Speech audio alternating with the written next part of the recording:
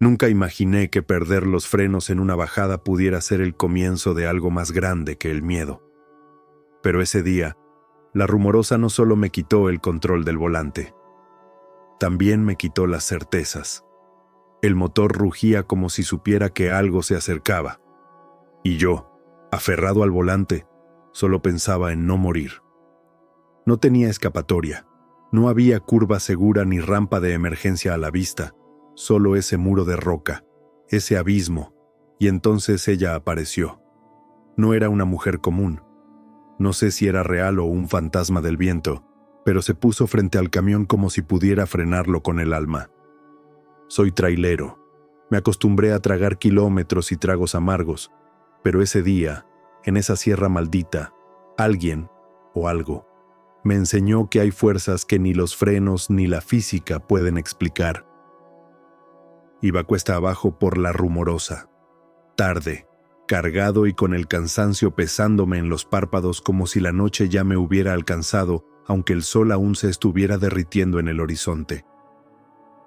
El remolque traía varias toneladas de maquinaria industrial, y aunque el camión venía exigiendo atención desde horas atrás, decidí continuar. Uno aprende a negociar con el riesgo, hasta que el riesgo deja de negociar contigo. El primer aviso fue suave, como un suspiro que nadie escucha. Un pequeño tirón en el pedal de freno. No le di importancia. La segunda señal fue más clara. El pedal se fue hasta el fondo y no sentí respuesta. Lo pisé de nuevo, con más fuerza, con el corazón ya empujándome contra las costillas. Nada. Ni un solo suspiro del sistema. Solo el zumbido del viento que bajaba por la sierra y el rugido del peso arrastrando al tráiler, como si lo estuvieran jalando desde el centro del infierno. El tráiler se lanzó por la pendiente sin alma, sin control, sin que pudiera hacer otra cosa más que sujetarme al volante y rezar. Las curvas se volvieron trampas mortales. Los espejos temblaban y la caja vibraba como si fuera a desarmarse en cualquier segundo. Intenté freno de motor. No respondió. Bajé de golpe la marcha. El engranaje chilló como si se quejara del castigo. La caja comenzó a echar humo, y una sombra de desesperación me cubrió los ojos. Fue entonces cuando la escuché. Unidad 154. Confirmamos reporte de pérdida de frenos. Visual sobre el camión a la entrada del segundo descenso. Era una voz de mujer, firme, rápida, sin titubeos. Venía por el radio de emergencia que, sin saber cómo, se había encendido solo. Era ella, la Guardia Nacional. Y por el tono de mando que tenía, no estaba preguntando, estaba actuando. Camión 87. Tango, ¿me copia? Soy la oficial Sánchez. Estoy más adelante, tengo una unidad lista. Vamos a detenerlo. ¿Puede escucharme? Quise responder. El radio no servía desde hacía semanas. Golpeé el panel. Grité. Nada. Ella no me oía, pero yo sí a ella. Vamos a frenar ese camión, ¿me escucha? No está solo, repito. No está solo. Esas 3 palabras me devolvieron el alma por un segundo. No está solo. Las escuché como si vinieran desde la infancia, como si mi madre me las dijera al acostarme cuando tenía fiebre y miedo a la oscuridad. Más adelante, en medio de la ruta, apareció una patrulla, cruzada sobre la vía, con las luces prendidas, y a su lado, bajándose como si el peligro no existiera, ella, una mujer menuda, sin más protección que su uniforme y su valor, señalándome con la mano extendida mientras gritaba algo que no podía escuchar. No tenía cómo frenar, y sin embargo, ella no se movía. En ese segundo eterno, entre la muerte y el milagro, mi mirada se cruzó con la suya, y entendí. No venía a detenerme con fuerza, venía a guiarme. Entonces giró hacia su unidad, corrió, se subió al vehículo, y a los segundos la patrulla comenzó a andar frente a mí, con las luces encendidas como una guía celestial en medio del infierno mecánico que me arrastraba. Y así comenzó una carrera contra el tiempo. Yo con toneladas al borde del abismo. Ella, con solo la fe de que podía hacerme detener.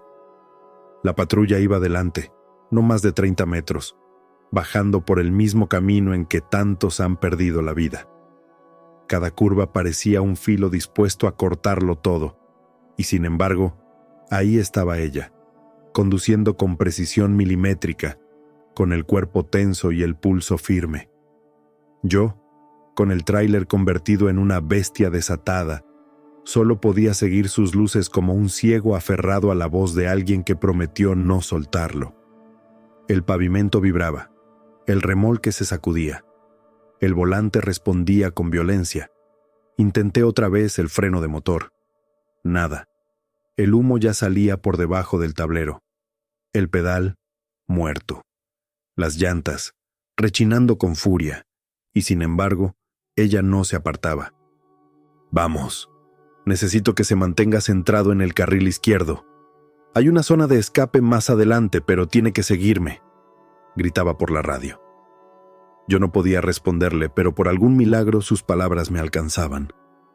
En un momento, la curva más peligrosa se abrió frente a nosotros. El remolque amenazó con escupirse hacia el barranco. Giré el volante con toda la fuerza que pude. La caja se ladeó. La carga crujió. El tráiler se tambaleó. Casi volqué. Y en ese instante, la patrulla de la Guardia Nacional frenó de golpe frente a mí. Se ladeó en diagonal y comenzó a sacar chispas mientras ella bajaba por la puerta del copiloto, aún con el vehículo en movimiento. Grité. No entendía qué estaba haciendo. Iba a matarse. Pero ella, sin perder un segundo, corrió directo hacia el talud de piedra al borde de la curva, donde había un pequeño montículo de grava suelta. Lo supe al instante. Era una rampa de emergencia improvisada, vieja, olvidada. Nadie en su sano juicio la usaría. Estaba mal señalizada, poco profunda. Un suicidio para cualquier conductor. Ella, sin embargo, me hizo señas con ambos brazos, gritándome desesperada mientras la gravedad seguía empujándome cuesta abajo con todo su peso. El tráiler rechinaba. El suelo temblaba. Y en ese instante, vi lo imposible. Sacó de su bolsillo una bengala de emergencia, la encendió y la sostuvo en alto. El fuego rojo iluminó la curva como una advertencia del cielo. No podía escucharla, pero podía leerle los labios. «Ahora», tomé la decisión. No fue lógica, fue visceral. Giré el volante hacia la derecha con todas mis fuerzas, dejando que el peso del tráiler se volcara contra la grava. El impacto fue brutal. Sentí como la caja crujía, como el metal chillaba. Las llantas patinaron, golpearon las piedras. El camión comenzó a inclinarse. Pensé que era el fin, pero la rampa, aunque precaria, resistió. El tráiler se arrastró por metros, dejando una nube de polvo, piedras y fuego mecánico a su paso. Y entonces, finalmente, el vehículo se detuvo. No suave, no limpio, pero se detuvo. Me quedé allí, jadeando, con los brazos entumecidos, el rostro empapado de sudor y el corazón golpeándome con tal fuerza que por un momento creí que se me saldría por la boca. La puerta de mi cabina se abrió de golpe. Era ella. La oficial Sánchez me miró con los ojos encendidos, la respiración agitada, el rostro lleno de tierra y coraje. «Pensé que no lo lograríamos», susurró, casi sin voz. No pude hablar. Solo me bajé como pude, me arrodillé junto al tráiler y dejé que el llanto saliera sin pedir permiso. Ella no dijo nada. Solo se quedó a mi lado en silencio, con una mano firme sobre mi hombro. Y ese gesto fue más fuerte que cualquier palabra. Nos quedamos allí, en medio del polvo, del eco del motor todavía caliente y de un silencio que no sabía si era alivio o incredulidad. El camión, herido pero en pie, humeaba como si también respirara, como si supiera que había esquivado la muerte por un pelo. Yo seguía con las piernas temblorosas, la mente nublada y el pecho desbordado por un torrente que no lograba entender del todo.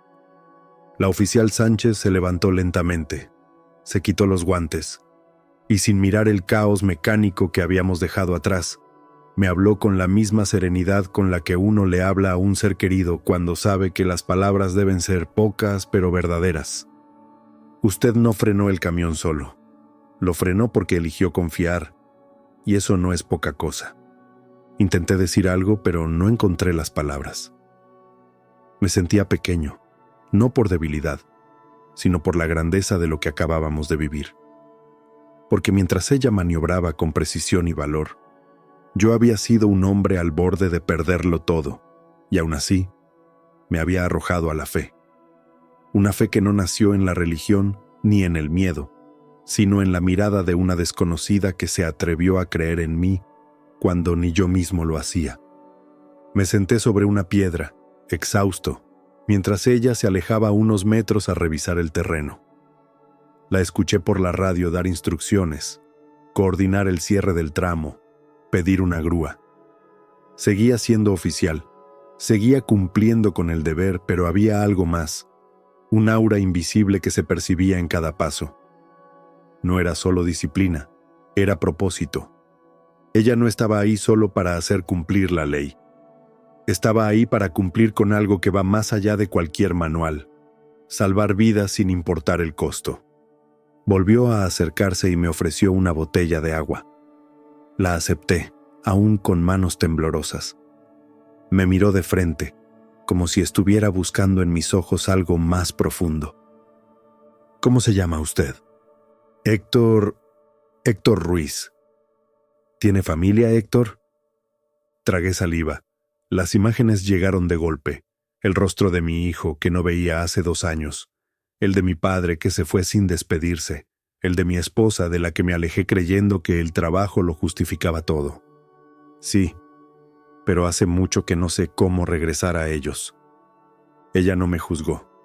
No preguntó detalles. No necesitaba hacerlo.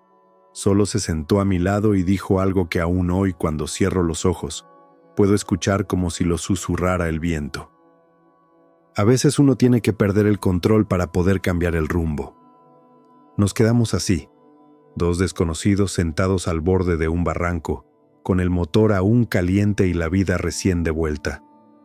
No se habló más. No hizo falta. El silencio no era incomodidad, era sanación. Y justo cuando creí que todo había terminado, un ruido a lo lejos nos obligó a mirar. Un vehículo blanco se aproximaba por la misma bajada. Otro tráiler, otra carga, otro conductor que bajaba confiado, sin saber que la curva podía arrebatarle todo. La oficial se levantó de inmediato. Su mirada se encendió otra vez. Vamos, aún queda trabajo por hacer. Y sin pensarlo, la seguí.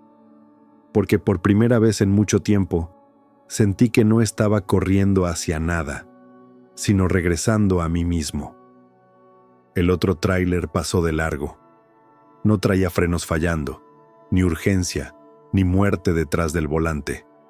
Solo era un camión más bajando la sierra, ajeno al infierno que habíamos vivido minutos antes. Y sin embargo, ese momento bastó para recordarme cuántas veces bajé por caminos así sin pensar, sin mirar a los lados, sin entender que cada curva puede ser una despedida si uno no aprende a detenerse a tiempo. La oficial Sánchez me miró un segundo más, con esa mezcla de firmeza y humanidad que la caracterizaba. Luego se dirigió al radio, solicitó la grúa, las unidades de asistencia y el equipo técnico que inspeccionaría el tramo. Todo con un control que no era arrogancia sino responsabilidad bien llevada. Yo solo observaba. Por primera vez no tenía prisa. No había a dónde llegar que fuera más urgente que ese momento. Pasaron cerca de 20 minutos antes de que apareciera la grúa, pero a mí me pareció una eternidad en la que tuve que ver hacia adentro, hacia lugares que llevaba años evitando. Cada kilómetro que había recorrido sin detenerme, cada noche que pasé estacionado en algún tramo solitario, creyendo que trabajar era más importante que vivir. Ahora me dolían, porque no había sido el trabajo lo que me había alejado de todo. Había sido mi miedo a frenar. La oficial terminó su parte, y cuando el mecánico de la grúa comenzó a revisar mi tráiler, ella se acercó una última vez. Esta vez, sin radio, sin protocolo, sin uniforme en el alma. «Se va a poder reparar», me dijo, refiriéndose al camión, pero su mirada me hablaba de otra cosa. Yo asentí. Había demasiado que reparar, no solo frenos, no solo engranajes, sino cosas que no se tocan, que no se reemplazan, las que se reconstruyen con tiempo, con voluntad y, sobre todo, con perdón. Gracias por quedarse, por guiarme, por no soltarme. Ella sonrió apenas, como quien ha escuchado esa frase demasiadas veces, pero cada vez la recibe como nueva. Ese es el trabajo, señor Ruiz, aunque a veces ni siquiera lo parezca un trabajo. A veces solo se trata de estar en el lugar correcto, para una sola persona, en el peor momento. Me entregó un reporte que yo debía firmar. Tomé la pluma, escribí mi nombre, y luego, abajo del documento, sin que nadie me lo pidiera, escribí una frase con letra temblorosa pero decidida. Detenerse no es fallar, es tener el valor de comenzar de nuevo. Ella lo leyó en silencio. No dijo nada, pero su mirada lo dijo todo. Nos despedimos con un apretón de manos, firme, verdadero, de esos que te reconcilian con la vida. Y cuando la patrulla se fue alejando por la misma ruta en la que me salvó, yo me quedé solo, parado junto a mi tráiler dañado, pero con el alma más entera de lo que había estado en años. Ese día no solo perdí los frenos, perdí también la carga invisible que llevaba encima desde hace tiempo. La culpa, el orgullo, la negación. Y gracias a una mujer que no necesitó conocerme para darme todo, volví a aprender a frenar. Y también a avanzar. Desde entonces, cada vez que paso por la Rumorosa, no acelero como antes. Bajo la velocidad, bajo la música, y si voy con alguien, le cuento esta historia. No para hablar de mí, sino para que, si alguna vez pierden el control, recuerden que no siempre es el final. A veces es justo el principio.